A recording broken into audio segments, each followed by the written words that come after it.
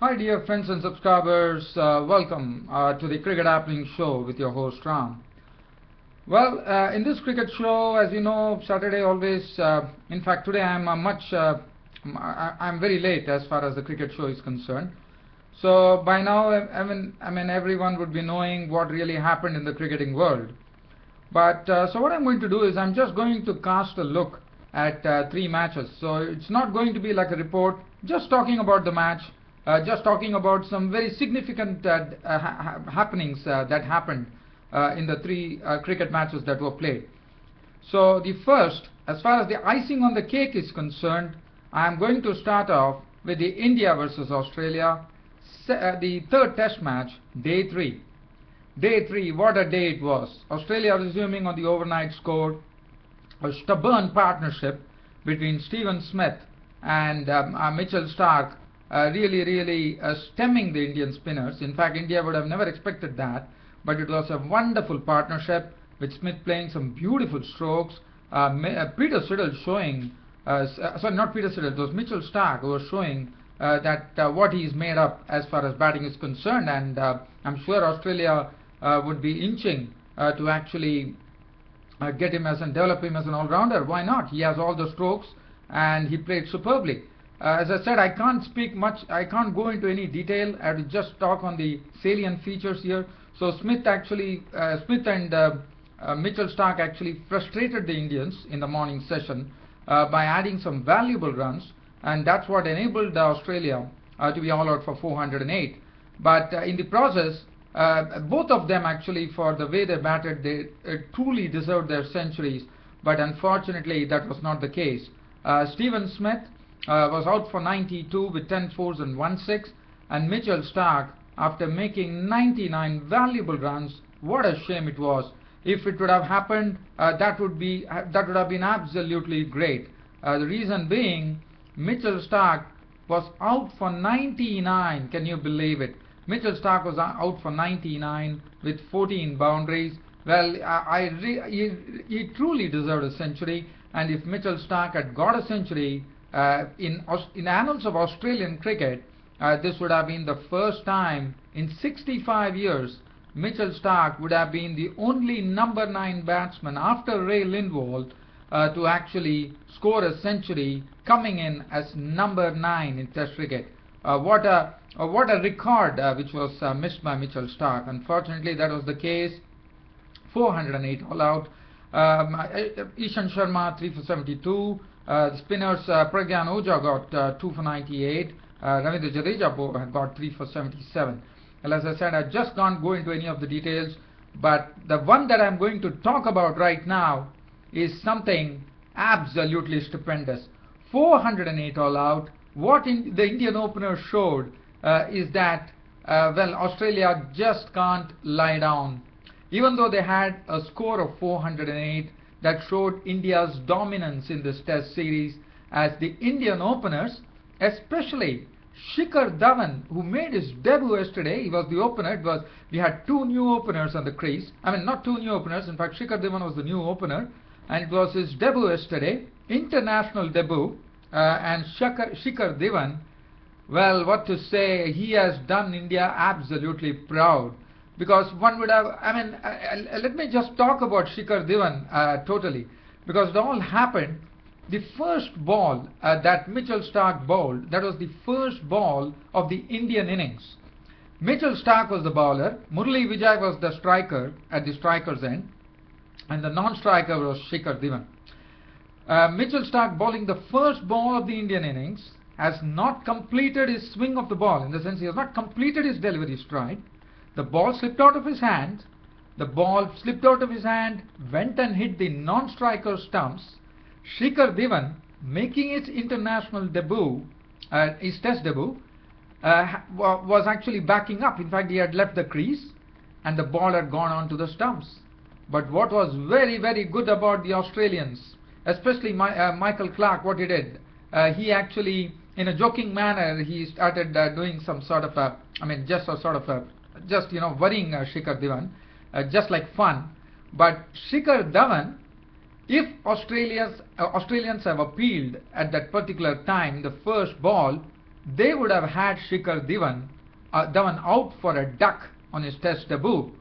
But I would really credit the Australians that they were very, very sporting under Michael Clarke. Not a single player appealed, and Shikhar Dhawan, I would say he would have to really, really thank the Australians for that, because what happened later, can you believe it? Shikhar Dhawan went on to, one has heard about international players coming and making their test debut and scoring a century. But what happened yesterday was Shikhar Dhawan became, he went on to a very good world record. I mean, Shikhar Dhawan became the first person in the annals of test history to score the fastest test century on an international debut, especially a test debut. And Shikhar Dhawan's score was 185 not out of 168 balls, 33 fours and 2 sixes. What a knock from Shikhar Dhawan. I mean, Australia might be thinking that they should have actually appealed in the first, but as I said, first I am going to doff my hat on to the Australians for their tremendous I would say the sportiveness that they had. Even though they are in the dumps in this particular series, one has to really, really commend the Australian captain Michael Clarke along with it. And let me tell you, dear fans, friends and subscribers, if that had happened, that would have been a very curious, a very, very weird dismissal, which doesn't happen much in test cricket. It is known as monkadding, okay? But it didn't happen, fortunately for Shikhar Dhawan, and I would say unfortunately for the Australians, because Shikhar Dhawan went on to make 185, the fastest test century on an international debut by a test player. What a debut it was. In fact, he has already broken the record for getting the highest number of runs individually on debut as far as India is concerned. And I am told that if he gets a double century, he will become he would join the 5 fastest players who actually went on to make a double century on international debut. Oh, what an innings! And let me tell you I'm just going to talk about Shikhar Dhawan's innings. The way he played, well, let me tell you, he felt like a seasoned player, and what was good about it, he was very, very strong on the offside, especially the point region. The cover driving was absolutely impeccable, and you could see that lot of flair, the exquisite stroke play that came out of Shikhar Dhawan's blade. The ball was hitting the sweet part of the bat. He was middling the ball absolutely perfectly. Everything came alike to him, whether it is pace or spin. In fact, when spin came, he really took heavy toll of the bowlers. Nathan Lyon, Xavier Doherty, Stephen Smith, everybody went for runs. And Shikhar Dhawan's feature he has been living in the shadows of Gautam Gambhir and Virendra Sehwag, and when the opportunity presented itself, Shikhar Dhawan on his test debut, taking the opportunity with both hands, and what a crushing innings he has played. Unbeaten 185 close of play, 33 fours. Can you imagine this? 33 fours in that knock with 2 sixes. Murali Vijay giving him company, not out on 83, constructing an innings, not out on 83, 10 fours and 2 sixes, and India finishing at 283 for no loss on the third day of the third test match against Australia. Australia making 408 all out. And what an innings from Shikhar Dhawan. As I said, he was pinging the offside field. Everything was so effortless. There's not a stroke that he played in the air till such time he reached a score of 100. Only after that he played certain strokes in the air. But the confidence has built up to such a degree. He was simply brilliant. And one does not know whether India is going to have this test pair, and is it curtains for Virendra Sehwag and Gautam Gambhir. The way they played, oh my goodness, 185 runs not out Shikhar Dhawan on test debut, 283 for no loss. Look at the bowling figures. In fact, I'm sorry, dear fans, that I had to really talk about him. So this particular cricket show is absolutely focused on Shikhar Dhawan. Everything came alike to him. His strokes was absolutely impeccable. It was effortless. As I said, he was hitting the sweet part of the bat. The way he used to play the strokes. In fact, there was a point when Michael Clarke actually blocked all his offside strokes, in the sense he had a strong offside cordon, but Shikhar Dhawan penetrated through the offside field and hit him for boundaries. And I'm sure Michael Clarke would have been just thinking, I mean, what more should I do to stop Shikhar Dhawan? And Shikhar Dhawan, princely 185. Well, I'm not going to go into the bowling figures because I have to talk about the other matches. So I'm sorry, dear fans. India will resume at 283 for no loss. Another 2 hours left before the fourth day's play starts at the Mohali Stadium in Chandigarh in the third test. Well, just leave it at that right now, and let's go into the next match, which was the day one for the first test match. Not the first test match, it was the it was the second test match between Bangladesh and Sri Lanka. And Bangladesh actually were the ones who were put into bat after Sri Lanka won the toss. They put Bangladesh into bat, and Bangladesh made 240 all out. The highest scorer being the Mominul Haq, played an impressive part, making 64 with 3 boundaries. Nasir Hussain making 48 with 2 fours and 1 6. 32 coming in from Sahag Ghazi with 3 fours. And top of the order, Jarul Islam making 33. The pitch was not easy to bat on. The outfield was pretty slow, 240 all out. The wicket taker, Rangana Herath, was the chief wrecker there. 28.3 over 6 maidens, 68 runs and 5 wickets. Tremendous bowling from Rangana Herath. And Sri Lanka lost their opener Tilakratne Dilshan, who was caught behind the bowling of Rabiul Islam for a duck. It left Karunaratne not out on 12, Sangakkara not out on 3, and Sri Lanka closing the first day at 18 for 1, and will be resuming play today on the second day. So Rabiul Islam was the wicket taker. So just moving on from here, let's talk about the match which is currently underway between New Zealand and England. As you know, rain had stopped play, so right now the match is still delayed. We are in day 4, and yesterday New Zealand, as you know, were all out for 254. Stuart Broad finally coming into some bowling form, bowling 17.2 overs, 2 maidens, 51 runs, and getting a 6-wicket bag.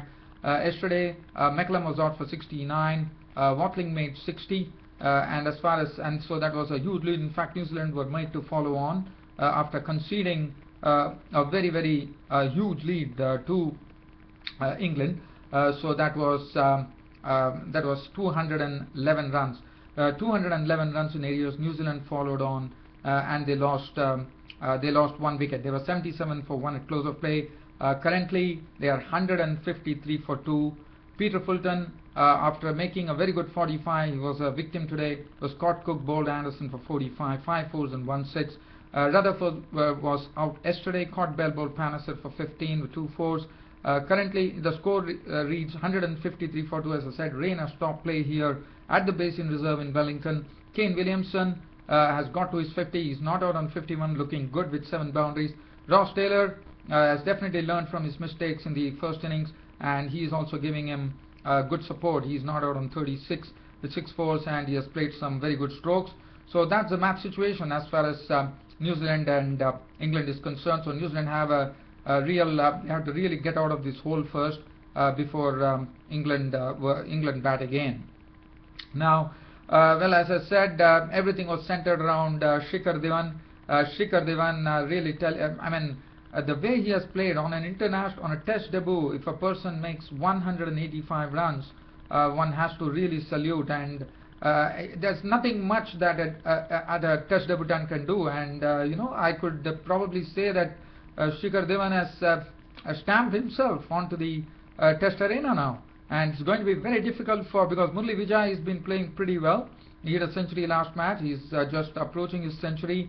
So I think it's going to be very difficult for the very tried and trusted opening pair in the past of Virendra Sehwag and Gautam Gambhir to actually make a comeback. They have to really play so well that the selectors should have to go and actually drop these two people, because these two persons, Murali Vijay and Shikhar Dhawan, have shown what they are really capable of. Yes, definitely the test will come when you go overseas, so that is the time the experience would be needed, and Gautam Gambhir and Virendra Sehwag would be the best bet. But as of now, that is something that Virendra Sehwag and Gautam Gambhir will be thinking now, like what really they have to do now, because both these batsmen have really entrenched themselves. Anyway, we all wish that Shikhar Dhawan goes on to make the double century, just 15 runs away. Wish him good luck. On this note, dear fans, friends and subscribers, your host Ram would like to end this cricket show on this particular day. Sorry for a very late cricket show today, but as you know, you have been very patient and you're a great bunch of guys. Thanks for your cooperation, and this is your host Ram just telling you goodbye. Thank you.